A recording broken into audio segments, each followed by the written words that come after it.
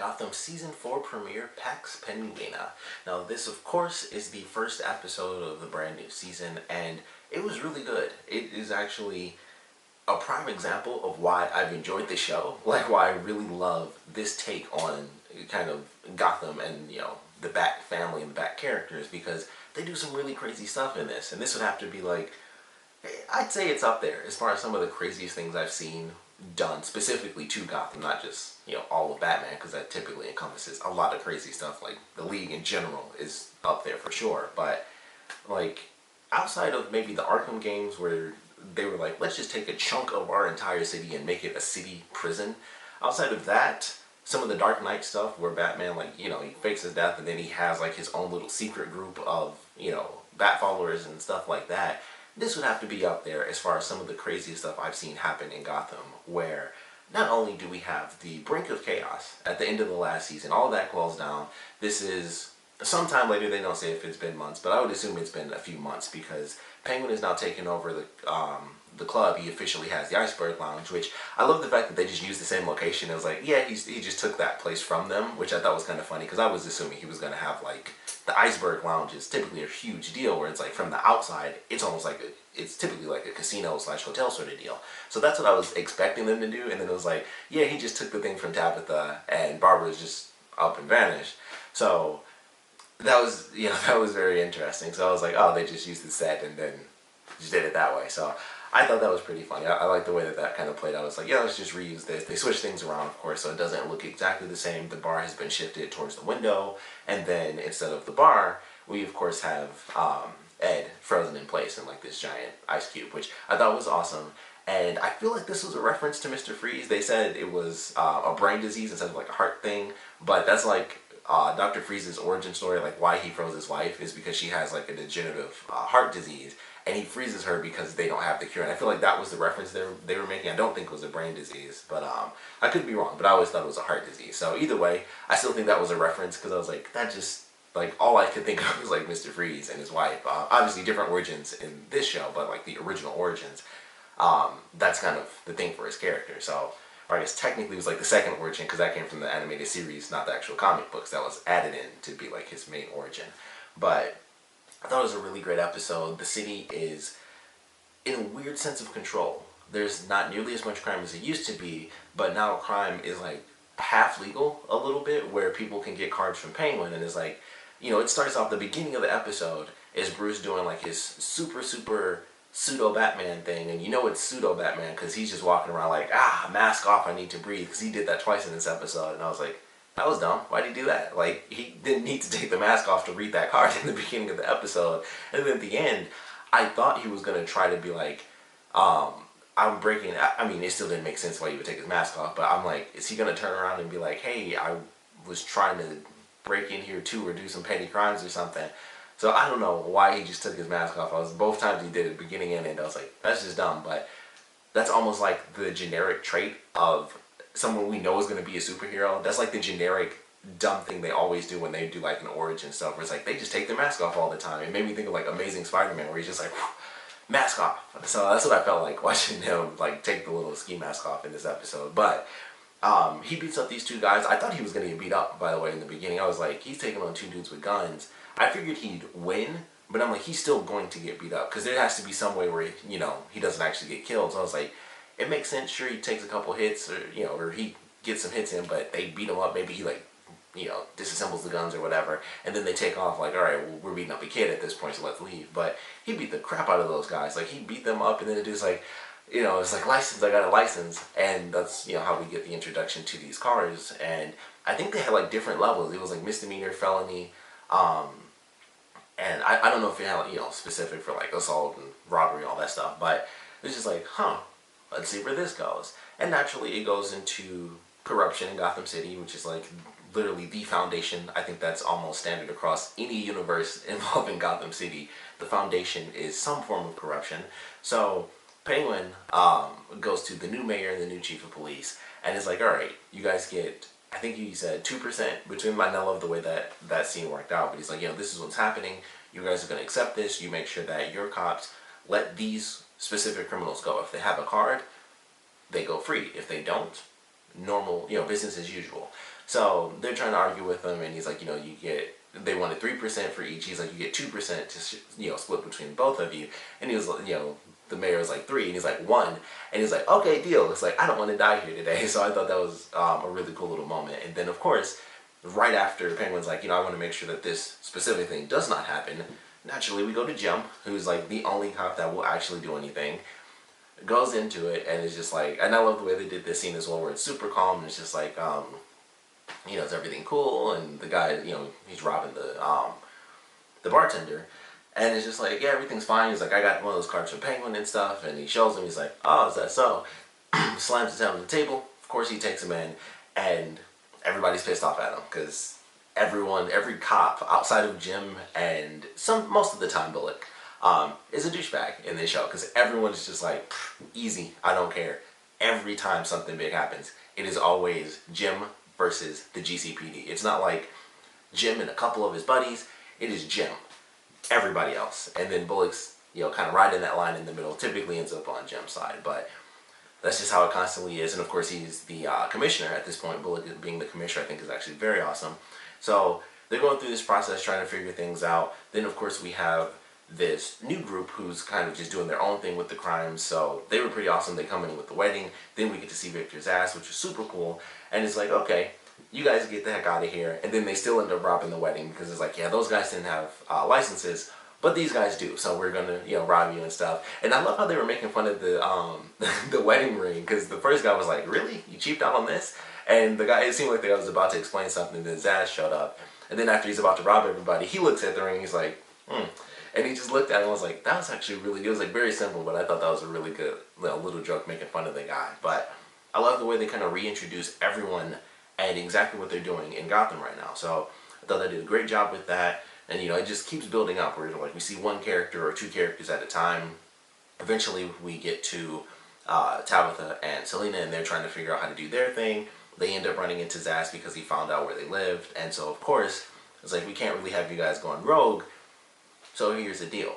And it's one of those, deal or die sort of situation. So they end up working with Penguin, and I really can't wait to see how that plays out. I mean, all the crap they've gone through, and who knows what they're going to go through, because there is no reference to Butch and the whole Solomon Grundy thing. So I don't know what the heck that means, excuse me, for this season, but I cannot wait for that to happen, because their relationship is the craziest thing in the universe. Tabitha and Penguin, it is just the back and forth. It was like, you killed my mom, you killed my brother, you stole my bar, you killed my mom. So it's constantly going back, and admittedly they did kill his mother, so it was like, that is kind of the first strike on, everything under that was kind of like, to be totally honest. I mean, the brother thing is really important, but start with mom and you go down from there, and it's just like, hey, you did that first, you kind of got everything coming almost. So that's just going to be a bunch of tension. I don't know how Selena's going to figure into, that whole situation, because she doesn't really have that issue with Penguin, and she was going to go on her own anyway, because it's like, hey, it's me. Like, she didn't want to do this, so it's just me. But Tabitha decided to join her because she cares. So I'm hoping that doesn't get Tabitha killed, because I think she's a cool character, especially now that she's solo. I can't wait to see what they kind of do with her character, because it was either like, her with her brother, and they were like the new villains, and then it was like her and Butch, and then it was like her and Barbara for a time. I guess her and Barbara were first, and then Butch came along, and then Barbara came back to life and all that extra stuff, or became less crazy. Still crazy though. So she's kind of just doing her thing, and at this point she's solo, and her only companion is basically like her student. And I think that's such a different dynamic for her character, where every other person she's been partnered up with was an equal to her, and this is like her training someone to basically, obviously become Catwoman. So I'm excited to see how they utilize her character, with her being this mentor, her not having really any other friends around anymore. Everybody's dead, or everybody's dead, at least in her eyes. And then, of course, we do have, at some point, Butch coming back into the frame, and it's just like, there's a lot for her character to do, I feel at least, in this season. So I'm looking forward to what they do with her character to kind of switch things up, with her being the mentor, stuck, being a part of Penguin's team, and then also being kind of solo at the same time. So I'm really looking forward to that, but they end up joining Penguin in the end. Everything goes crazy with this random gang of criminals, because they end up kidnapping Scarecrow, and they utilize him. They use the fear toxin. Eventually, of course, everything falls apart for them, because they're the random criminals that no one cares about. So they all get captured by Penguin. Some of them get beat up. I think some of them get killed. And, you know, it's like Jim's plan was to be like, you know, this is how the GCPD is still useful. That pretty much falls apart. And then, you know, things kind of continue on. Bruce is doing his thing with the training. Alfred, of course, was super awesome when Penguin captured the guys and he was like making his big speech. And Bruce was like, you know, I got my bag. We can do this. We can stop them in the parking lot. And Alfred was like, we're not going to do that. There's a bunch of guys. But as I said earlier, there's a time for a vigilante and there's a time for Bruce Wayne. And it's like, you're still, you know, you this kid, much taller kid. I noticed that for sure. He's like as tall as everybody now. It's super funny. It's like, you know, you're still this kid, but you are, you know, you still have a name. Like, you still have a name within this city. You can exert your power as Bruce Wayne.